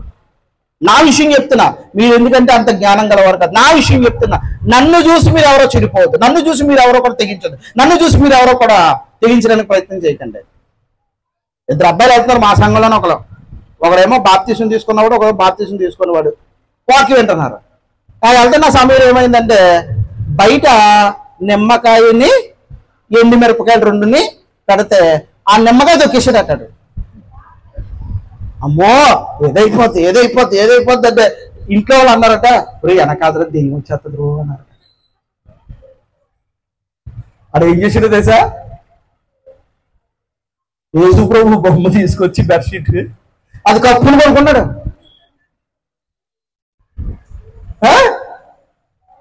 ఇంకేమనాలే అంటే విషయం ఏంటంటే, ఒకవేళ విగ్రహాలకు బలిగా అర్పించి తినేసామనుకో, తినేస్తే ఆహార పదార్థాలు అపవిత్రమైనవి కాదు, కానీ నీ మనస్సాక్షి అపవిత్రమైనది. నేను తినేసాను ఏమైపోద్దా అనేసి నువ్వు బలహీనంగా ఉన్నావు అనుకో, ఈ మనస్సాక్షిలో ఈ బలహీనమైనటువంటి ఈ మనస్సాక్షి వల్ల కడుపునే పొట్ట జాయి, కానీ కడుపునే వచ్చిందనుకో అదే. ఇప్పటికీ మా తల్లులు కొంతమందికి ఏమంటారో తెలుసా? కొంతమంది మీరైతే పర్లేదు అమ్మ, కొంతమంది ఒక్క వారం చర్చికి వెళ్ళకపోతే ఏదో అయిపోయినట్టు అనిపిస్తుందని నాకు అంటారు. మీరు కాదమ్మా, మిమ్మల్ని అన్నమ్మో 5 వారాలు 10 వారాలు అవసరం సంవత్సరం కూడా మనం వదిలేస్తారు మిమ్మల్ని అన్నమ్మ కొంతమంది అమ్మా నాకు ఏదో అయిపోయింది ఈరోజు సన్నిధి మిస్ అయిపోయాను దేవుని మాటలు మిస్ అయిపోయినా వాళ్ళు బాధపడుతూ ఉంటారు. అది మంచి మనస్సాక్షి అమ్మ. అది ఆ మనస్సాక్షి నల్లగాక ఉంది నిమ్మకాయ తొక్కితే ఏదైపోయింది అనుకునే మనస్సాక్షే. ఇప్పుడు మీ తిన్నంగా ఉన్న వాళ్ళు తిన్నంగా వస్తారా? మీ తిన్నంగానే ఉన్న వాళ్ళు తిన్నంగా వస్తారా? మా తమ్ముడు కొడుకు చనిపోయాడు మొన్న. ఆ బిడ్డ చనిపోయిన తర్వాత నాకు ఎన్నో సలహా ఇస్తాకు వచ్చేసారు. నువ్వు పాస్టర్ అయ్యి ఉండొచ్చురా కానీ శాంతి జరిపించాలరా. ఏంది ఇది? మనసాక్షి బలహీనమైనది అంటున్నారా? మన జాడ్యం ఏంటంటే రాత్రుల్లో దెయ్యం సినిమాలు చూస్తాం. రాత్రుల్లో దెయ్యం సినిమా చూస్తాం. అదేంటే మళ్ళీ దుప్పటి కప్పేసుకుని ఎలా చూస్తుంటారు దేనికో. ఏమా నిజంగా దెయ్యం అనేది పాత్ర అనేది లేదు బయట. చనిపోయిన వారు ఎవరు ప్రేతాత్మ భూమి మీదకే రారో కానీ పడుకున్నప్పుడు మాత్రం కళ్ళ వచ్చేస్తుంది. ఏదో నువ్వు చూసిన దాన్ని బట్టి కళ్ళ వచ్చేస్తుంది. అప్పుడు పెరాసిస్ స్ట్రోక్ అని ఒక స్ట్రోక్ ఉంటుంది అంటే స్లీప్ స్ట్రోక్ అంటారు దాన్ని. అంటే నిద్రలో స్ట్రోక్ అంటే అర్థం ఏంటంటే అది పెరాసిస్ స్ట్రోక్ వచ్చినప్పుడు ఎలాగైతే కదలలేమో నిద్రలో కూడా కదలలేమండి. అప్పుడు ఏమనిపిస్తుంది అంటే మన గుండెల మీద ఎవరో కూర్చున్నట్టు ఉంటుంది. ఇలాగా చెయ్యి కదపలేం, కాలు కదపలేం, ఏలు కదపలేం, ఏం కదపలేం. నేను ఎన్నోసార్లు ట్రై చేసాను దేని చూద్దామని. ఏది కనపడదే? అది దాని ఫలితం ఏంటంటే మనస్సాక్షిలో బలంగా పెట్టేసుకున్నారు ఒక రూపాన్ని పెట్టేసుకున్నారు. ఆ రూపమే చేయమనుకున్నారు. ఆ మనస్సాక్షిని బట్టి చీకట్లోకి వెళ్ళమంటే వెళ్ళరు. వెనకాల ఎవరు రారు, వెనకాల ఏది రాదు. కానీ ఏంటంటే మీ మనసు వచ్చేస్తున్నట్టు అనిపిస్తుంది. చూసారా? అంటే మీ మనస్సాక్షి బలహీనమైనది కనుక మీరు తినకుండా ఉండడమే మంచిది. ఏంటన్నారా?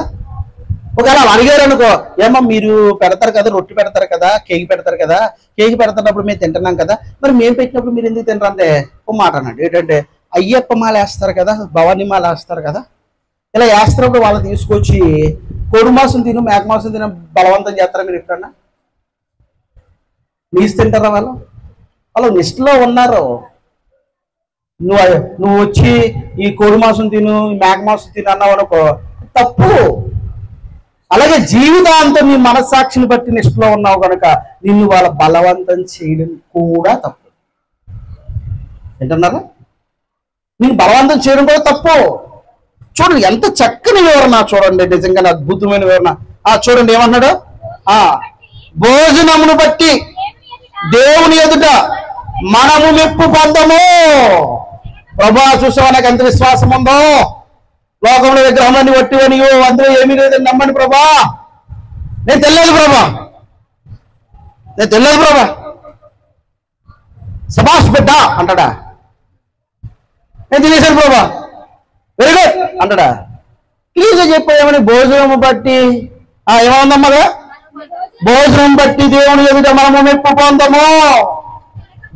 భోజనం బట్టి దేవుని ఎదుట మనము మెప్పు పొందము. సబాష్ బిడ్డ అండో. తినకపోయినందున మనకు తక్కువ లేదు, తినినందున ఎక్కువ లేదు. తినకపోయినందున మాకే తక్కువ ఏంటి? సీనాన్ని గారు ఓడి గారికి వచ్చేసరికి మొత్తం సరుకులని ఏం చేస్తాడు ఆయన? ఇంట్లోని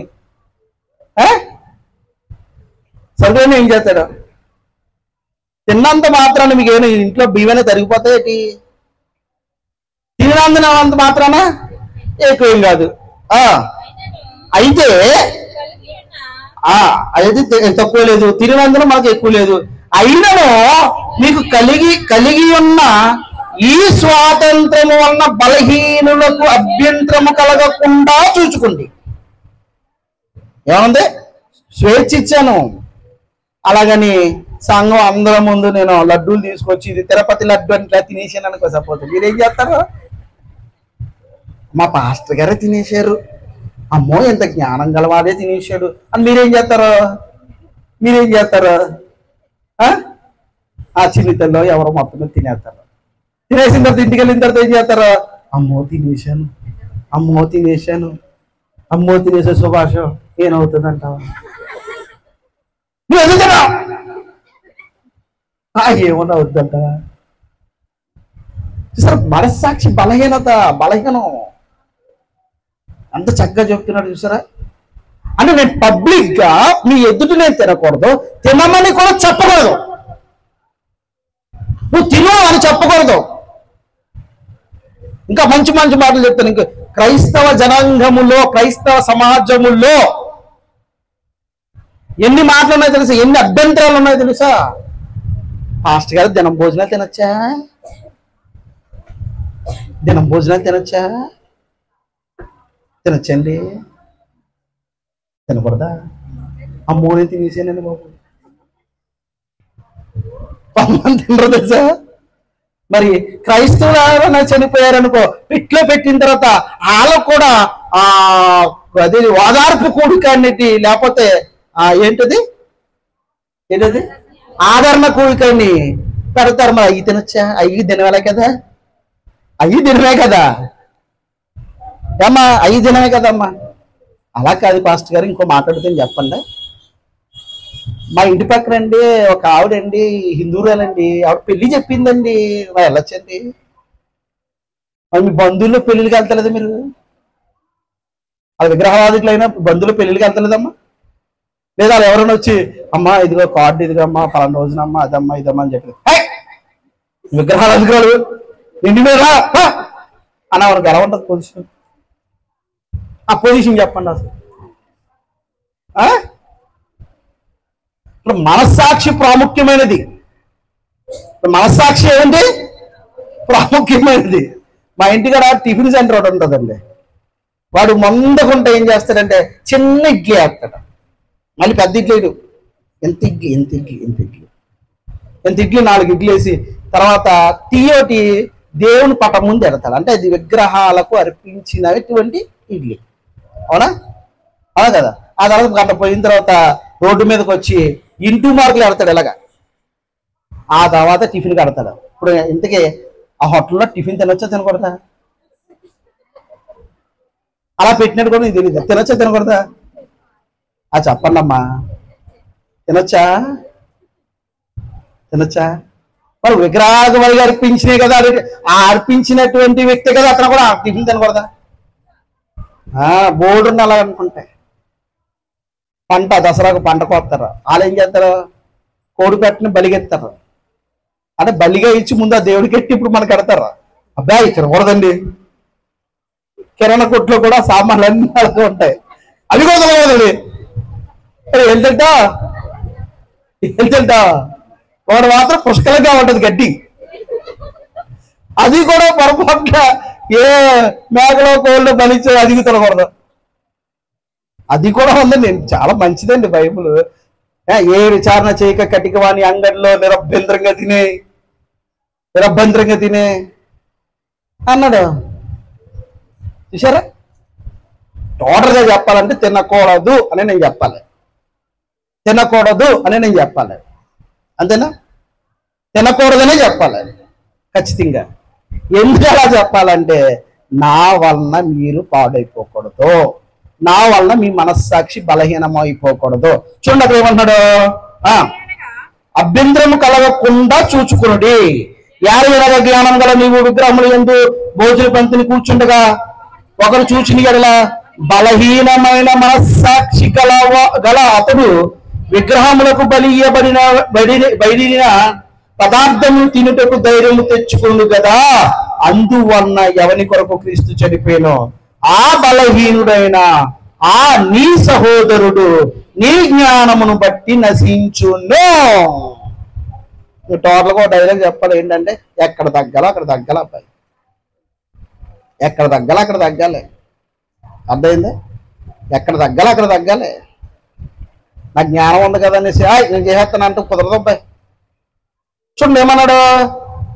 అందువలన ఎవరి కొరకు క్రీస్తు చనిపోయిన బలహీనుడైన నీ సహోదరుని నీ జ్ఞానం బట్టి నశించును. ఇలాగ సహోదరులకు విరోధంగా పాపము చేయటం వలనను వారి బలహీనమైన మనస్సాక్షిని పెంచుట వలనను మీరు క్రీస్తునకు విరోధముగా పాపము చేయుచున్నారు, పాపము చేయవరగుచున్నారు. కాబట్టి భోజనం పదార్థం వలన నా సహోదరునికి అభ్యంతరం కలిగిన ఎడల, నా సహోదరునికి అభ్యంతరం చేయకుండుటకే నేనన్నటికీ మాంసము తినను. నేనేం తీసుకున్నాడు? నేనన్నటికీ మాంసము తినను. ఎంత మంచి నిర్ణయం తీసుకున్నాడు? మనం మొక్కుంటున్నా కానీ ముద్దెళ్ళదు, మొక్కుండాలి. ఉదాహరణ కొత్తగా హిందూ ఒక అతను వచ్చాడండి. ఉదాహరణకి అతనికి జీవహింస మహాపాపం అని అతను అనుకుంటాడు. ఒకవేళ ఎవరైనా సరే ఒక మేకనో కోడిని అలా కోస్తున్నారు అనుకోండి ఉదాహరణకి, అతను ఏం చేస్తాడు? అదేంటి ఎందుకు జీవహింస చేస్తున్నారు, అమాయకంగా పశువులు ఎందుకు చంపేస్తారని బలహీనమైన మనస్సాక్షి కలిగిన ఉంటారు. అలాగే ఆగేసి పాస్టర్ గారు, 2 కేజీలు మాంసం తీసురా, 2 కేజీలు మాంసం తీసురా అన్నాడు అనుకోండి, అబ్బాయి ఎలాగా రిసీవ్ చేసుకుంటాడా? ఏ విధంగా రిసీవ్ చేసుకుంటాడా? వాళ్ళ మనసులో ఈ మాంసాహారులను వాళ్ళు రాక్షసులుగా వారు లెక్కేస్తారు. నువ్వు దేవుని కనపరచాలనుకుంటే, దేవుని ఆలోచన వాళ్ళకి కనపరచాలంటే పౌలు గారు ఒక నిర్ణయం తీసుకున్నాడు. ఏంటంటే, నేను అన్నటికీ మాంసము అనేది నేను ముట్టను. ఎవరి నిమిత్తం ముట్టనన్నాడు? బలహీనుడైన తన సహోదరు నిమిత్తం నేను మాంసము ముట్టనన్న పౌలు ఎక్కడ? ఆ తిరుపతి లడ్డు తీసురండి, అయ్యప్ప స్వామి గుడి తీసురండి, అది తీసురండి, ఇది తీసురండి అనేసి అందరి ముందు తినేసిన ఈడెక్కడ? ఇంకేమన్నాడో తెలుసా?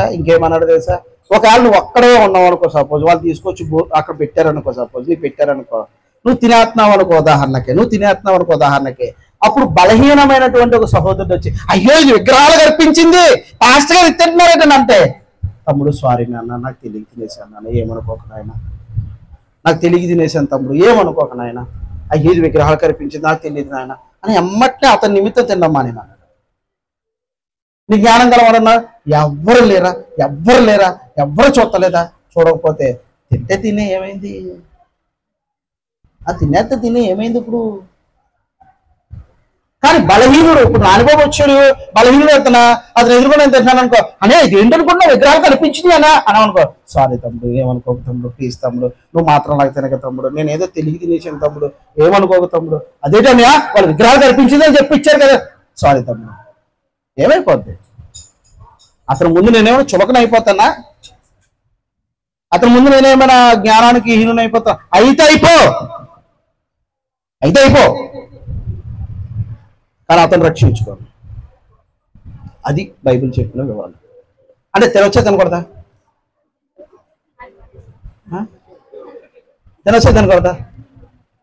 టోటల్గా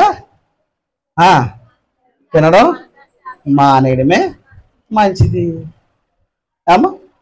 తినడం మానేయడమే మంచిది. ఇంకో మాట చూపిస్తా. ప్రకటన గ్రంథం తీసారా? ప్రకటన గ్రంథం 2వ అధ్యాయము, 2వ అధ్యాయము 14వ వచనం. పైన ఇంటికి చదవండి, ఎంతో విశ్వాసం గలవాడు, ఎంతో నిలబడినటువంటి వ్యక్తి కోసం మాట్లాడుతున్నా. అయినా నేను నీ మీద కొన్ని తప్పిదములు మోపవలసి ఉన్నది. అదేవనగా ఏమన్నదమ్మా? ఒక్క నిమిషం. తప్పిదములు మోపవలసి, విగ్రహములకు బలి ఇచ్చిన వాటిని తినునట్లును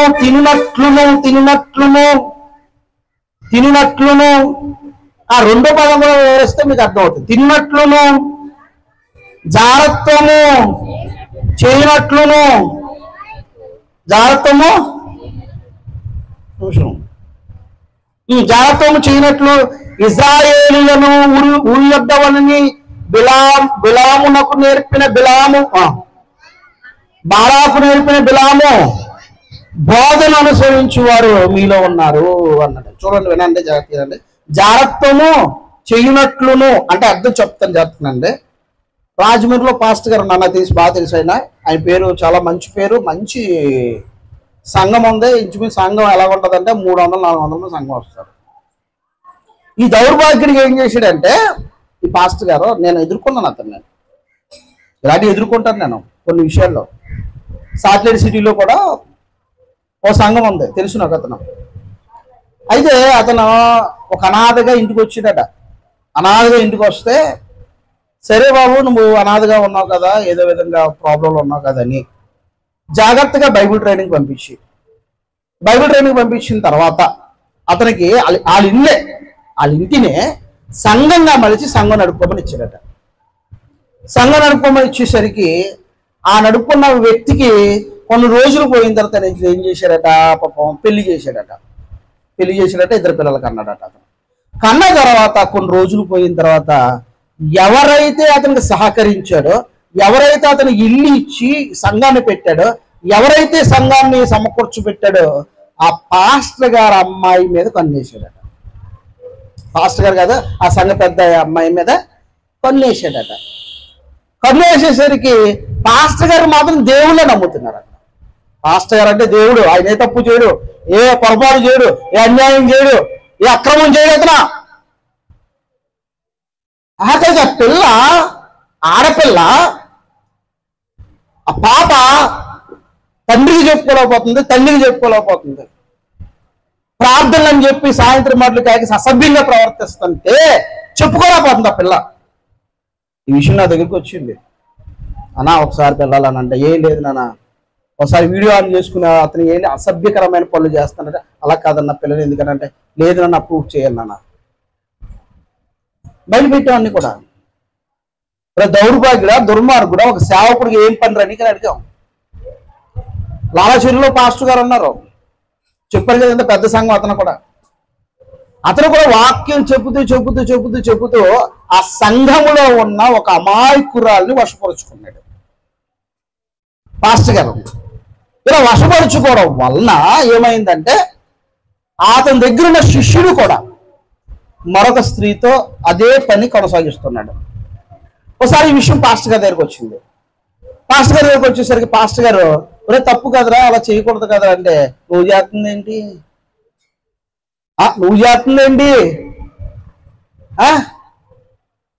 నువ్వు ధర్మకార్యాలు చేస్తున్నావు, నువ్వేననే నువ్వు చేస్తే లేదు కానీ తప్పు నా చేస్తే వచ్చిందా, ఏ సంఘంలో ఒక స్త్రీని ఎలా నువ్వు ప్రవర్తిస్తున్నావని వాళ్ళిద్దరి మధ్యలో గొడవ అయిపోయింది.